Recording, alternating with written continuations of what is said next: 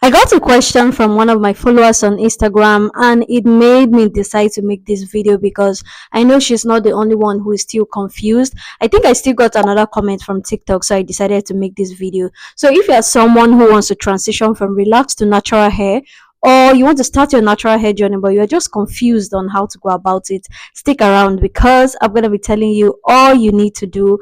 And I'm going to keep it very simple because I know a lot of us don't like to complicate things for ourselves. So make sure you watch this video till the end. The first thing you need to do if you want to transition from relaxed to natural hair or start your hair journey is to decide how you want to do this. So I know that for some people that want to start their natural hair journey, they have relaxed hair, right? So decide how you want to transition. Are you someone who wants to do like a big chop, that is cut off all that relaxed hair all at once and then start to grow your hair from scratch?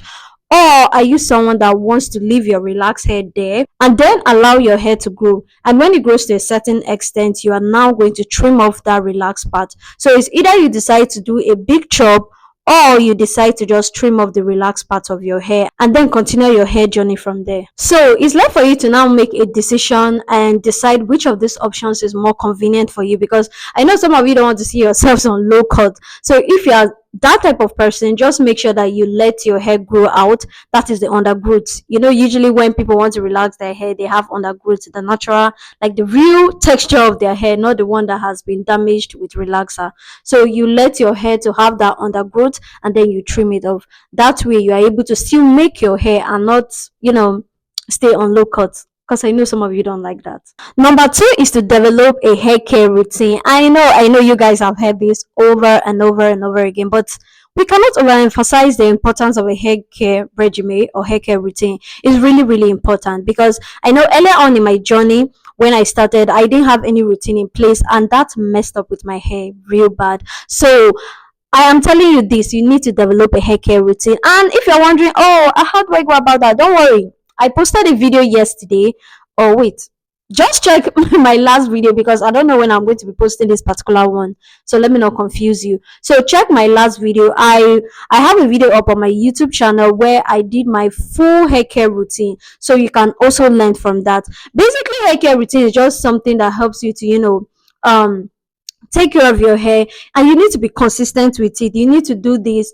It's a routine that you're going to keep repeating from time to time, and my routine has not changed since the day I started keeping natural hair, or since the day I decided to learn how to take care of my natural hair. Let's put it that way. So my routine has not changed, and I've been natural for the past 7 years now. So it's very simple. Don't worry, it's nothing complex. I like to keep my things very simple. So if you want more information on this particular topic, please click on my most recent video and watch it. It has everything you need to know. That video is beginner friendly, so it doesn't matter if you're at the beginner level, intermediate, or master level. Anyone, it's very simple for anyone to understand. And also, before you get pissed at me that, oh, I did not like give you a rundown, okay, let me give you a summary of what a hair care routine looks like. So basically, if you are someone that likes to do a PREPOO treatment, unless you watch the other video, you will not really understand what a PREPOO treatment is, especially if you are just starting your hair journey. But some people don't really like to do PREPOO treatment, so they just go straight to shampooing, deep conditioning, applying their leave-in conditioner, sealing it with oil or butter, and then doing a protective style. Just make sure you go check out that video. I promise you, it's really detailed, and it's going to add a lot of value and help you kickstart your hair journey. Number three is to always walk in sections, but your hair will be short, so you don't really have to worry about this. In case you are watching me and maybe you have your hair to a certain length, please remember to always walk in sections. This will help you manage your hair better, and this will also help distribute products evenly to every strand of your hair. So remember to always walk in sections. It just makes your life a lot easier. Number four is to focus on only basic products. Unless you're someone who is into styling, please do not bother buying a lot of products for your hair. Please just get a few things, the basic ones, the really important ones. I even made a video on this, so I'm going to link it up in the description if you want more information on this particular issue or topic we're discussing right now. So you only need basic products when you're starting your hair journey. You only need a shampoo, a conditioner, or a deep conditioner, or a hair mask, and then you need a leave-in conditioner. You need oil or butter to seal in the moisture. Unless you are into styling, trust me, you don't need a lot of products. And please don't go and be buying a lot of products unless you have the money to actually waste just because you have low or high porosity hair. I see some people say you should use certain products just because you have low or high porosity hair. All I have to tell you on this is that use products that are suitable for your hair. If you're using maybe like a leave-in conditioner and it does not absorb into your hair strands, you know that that leave-in conditioner is not suitable for you and you switch it to another product. That is basically all I have to say. Just focus on what works for you and go for products that work and are compatible with your hair. I also forgot, you also need to get some basic hair tools. I made a very detailed video on this, so I'm going to link it up in the description. Please go and watch it because I don't want this video to be too long. Okay, so I'm going to link it up in the description. Don't forget to check it out. Next is for you to avoid heat, especially not totally avoid heat. Let me rephrase this. Avoid using heat excessively on your hair, especially if you are someone that went from relaxed to natural. I think you want to cut off heat for a particular period of time before you resume doing that, you understand? So you can use heat, but please do not use it excessively because this is going to cause your hair to be heat damaged, and I promise you, you don't want that. You just go back to square one and you have to trim off your hair all over again, and I know you don't want that. So please avoid using heat excessively when you transition to natural hair. Next point is to deep condition consistently on wash days. This has to do with developing a hair care routine, so I advise you to go watch that video so that you understand what I'm talking about. Now, when we talk about deep conditioning, we're referring to a hydrating treatment that we do on wash days to help our hair retain moisture. You know, our hair is prone to frizziness and dryness, so it's really, really important we do this so that it helps to repair our hair, restore it, and also strengthen it. So please do not forget to deep condition your hair on wash days. This is going to help your hair thrive and also be very healthy. Lastly is to do PREPOO treatment. I discussed this earlier on in this video, but I don't think I gave a lot of information or shedded more light on it. So here you go. So when we talk about PREPOO treatment here, we're referring to a treatment that you do before washing your hair. This could be you using a detangler to detangle your hair. It's actually among the most important products to get, the top 5 basic products to get when you're going natural. I just forgot to add that earlier. But some people might not need a detangler, or if you cannot actually afford a detangler, you can always do a DIY aloe vera or flaxseed. These are also great for detangling your hair before washing it. So don't worry if you don't have the money for that. When we talk about detanglers, we're referring to products that are made to help you manage your hair better. They are there to help you detangle your hair or comb your hair properly, remove all those knots and tangles from your hair before you go ahead to wash it.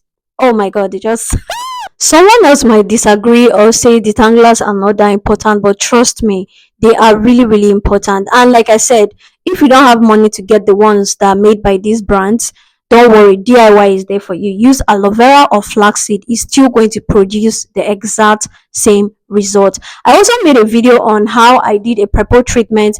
That one was basically focused on detangling with a detangler, so I'm also going to link that in the description. Please go check it out. Another PREPOO treatment is a hot oil treatment, and in the last video that I did, where I did a full hair care routine, I did a hot oil treatment. So if you want to know the process of doing it, please go watch that video. A hot oil treatment helps you to relieve your scalp from all that tension and to also boost blood circulation on your scalp. This helps to facilitate hair growth, and if you're also someone that suffers from dandruff, this is a great option for you. So please go check out that video to get more insight or more understanding on this particular topic. Now I think we've come to the end of my video. Bonus points: please remember to love your hair. The thing about natural hair is that if you don't really fall in love with it, trust me, you are not going to have time for it.